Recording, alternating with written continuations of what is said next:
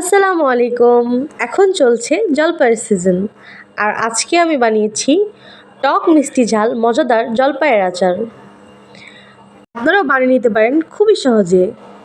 প্রথমেই আগে থেকে ধুয়ে রাখা জলপাইগুলো একটা পাতিলে দিয়ে সেদ্ধ বসিয়ে দিয়েছি।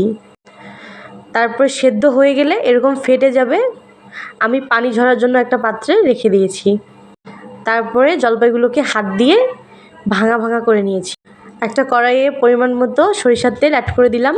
তারপরে অ্যাড করলাম 2টা এলাচ, 2টা কালো ফল, কয়েকটা শুকনো মরিচ দিলাম, অল্প একটু পাঁচফোড়ন দিলাম।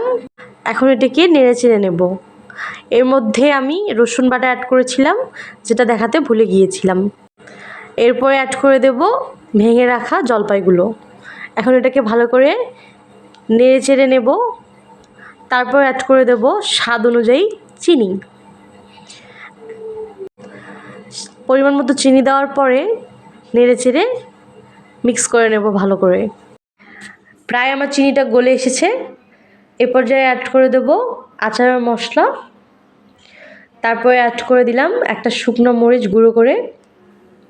এখন এটাকে ভালো করে নেড়ে চেড়ে নেব। এই পর্যায়ে নাড়াচাড়া বন্ধ করা যাবে না, নাহলে পুড়ে যাবে। আচারটা প্রায় আমার হয়ে এসেছে, এরকম একটা কালার চলে আসবে। এখন নামিয়ে নেব। ব্যাস রেডি, টক মিষ্টি ঝাল জলপাইয়ের আচার। এই আচারটা আমার অনেক অনেক পছন্দের, বিশেষ করে গরম আচারটা খুবই খুবই ভালো লাগে। আপনারা অবশ্যই ট্রাই করে দেখবেন।